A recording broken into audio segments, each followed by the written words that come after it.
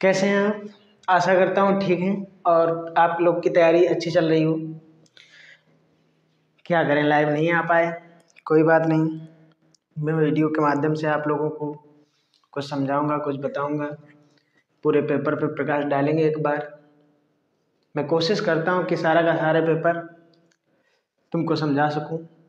तो पहले गद्य में 5 नंबर आते हैं। गद्य के विकास का संक्षिप्त परिचय से 5 नंबर आएंगे। मोस्ट इंपॉर्टेंट क्वेश्चन कराएंगे जो भी है गद्य से, 40 या 50।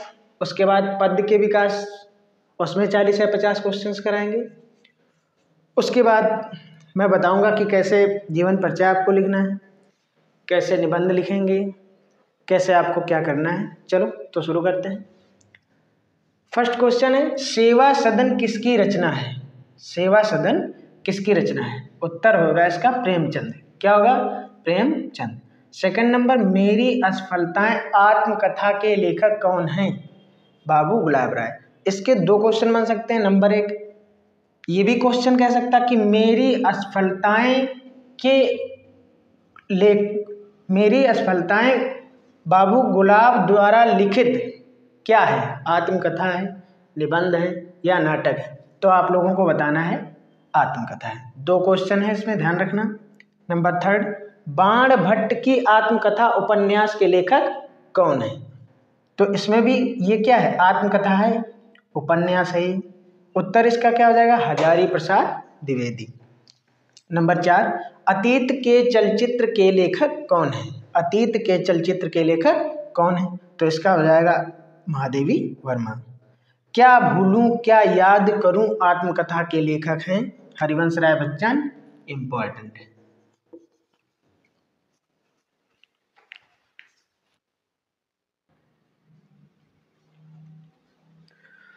हाँ, तो मैला आंचल किसका उपन्यास है भाई? उपन्यास है, मैला आंचल उपन्यास है। ये भी ध्यान रखना, मैला आंचल क्या है? उपन्यास है। किसका है? उत्तर फणीश्वर नाथ रेणुका है। मैला आंचल तुम्हारा उपन्यास है, ध्यान रखना। रस मीमांसा के लेखक हैं। रस मीमांसा के कौन लेखक हैं भाई? रामचंद्र शुक्ल जी हैं। इनकी बस एक ही देख लीजिए, चिंतामण भी इनकी है, रामचंद्र शुक्ल की, ध्यान रखना। आकाशद्वीप कहानी के लेखक हैं, बहुत ज्यादा आता है ये कहानी है आकाशद्वीप, आपने पढ़ी भी है, इंटर में होगी। इसका उत्तर है जयशंकर प्रसाद। नंबर 9, कंकाल किसका उपन्यास है? कंकाल क्या है? उपन्यास है। किसका है? जयशंकर प्रसाद का है। 1 लाइनर क्वेश्चन बता रहा हूँ। गद्य का विकास और पद्य का विकास शॉर्ट करवा रहा हूँ। 50 क्वेश्चन बताऊंगा या 70-80 भी हो सकते हैं, इसमें कंप्लीट हो जाएगा तुम्हारा 10 नंबर। उसके बाद आगे चलेंगे। एक घूंट किसके द्वारा लिखित नाटक है? नाटक है। एक घूंट किसका नाटक है? जयशंकर प्रसाद का, ध्यान रखना। आकाशदूत कहानी के लेखक जयशंकर प्रसाद। कंकाल किसका उपन्यास है? जयशंकर प्रसाद। एक घूंट किसके द्वारा लिखित नाटक है? तो जयशंकर प्रसाद।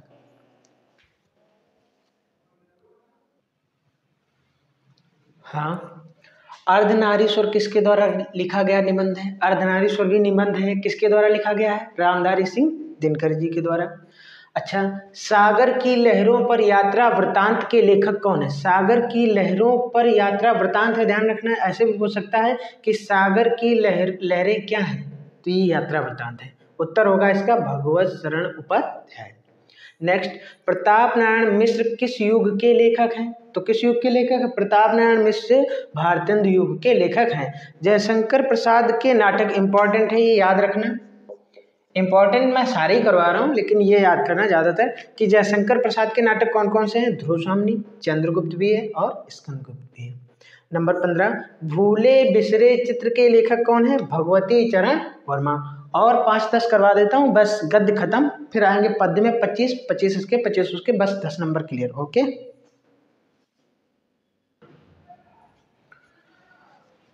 ठूठा आम किसके द्वारा रचित निबंध है? तो ठूठा आम भगवत शरण उपाध्याय द्वारा रचित निबंध है। अनाम दास का पोथा उपन्यास किसने लिखा है? अनाम दास का पोथा उपन्यास हजारी प्रसाद द्विवेदी ने लिखा है।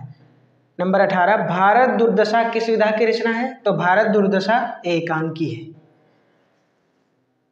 अब हम क्या करते हैं, गद्य के विकास को यहीं तक सीमित रखते हैं। अब हम क्या देखेंगे? पद्य का विकास। पद्य का विकास मैं दावा तो नहीं, वादा करता हूं कि इन 18 नंबर से तुम्हारे 5 नंबर क्लियर है। ओके, अब चलते हैं पद्य के विकास का संक्षिप्त परिचय।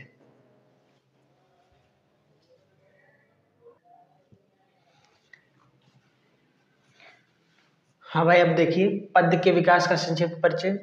नंबर 1, क्वेश्चन नंबर 1, इसमें ज़्यादा नहीं करवाएंगे, जो करवाएंगे बिल्कुल इम्पोर्टेंट, बिल्कुल बिल्कुल इम्पोर्टेंट है। प्रिय प्रवास के रचयिता कौन है? तो उत्तर है अयोध्या सिंह उपाध्याय, ध्यान रखना।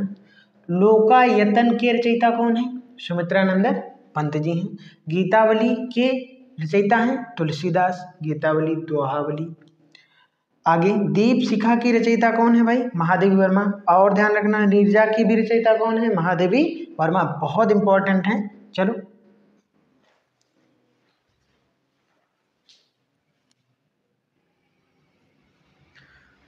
हाँ भाई, आगे साकेत के रचयिता कौन है? साकेत मैथिली शरण गुप्त। यशोधरा के रचयिता कौन है? यशोधरा के हैं मैथिली शरण गुप्त जी हैं, ध्यान रखना। रसखान किस काल के शाखा के कवि हैं? तो ये भक्ति काल, या इनको हम भक्त शाखा कह सकते हैं, इस काल के रचनाकार हैं ये। रामचंद्रिका किसकी रचना है? तो रामचंद्रिका किसकी है? केशव दास जी महाराज की है। आगे भूषण किस युग के कवि हैं? तो भूषण भी रीतकाल युग के कवि हैं। और बिहारी किस युग के कवि हैं? तो बिहारी भी किस काल के? रीतकाल के कवि हैं। मोस्ट इंपॉर्टेंट है, थोड़े से और करवा देता हूँ, बस फंस जाएंगे। ओके,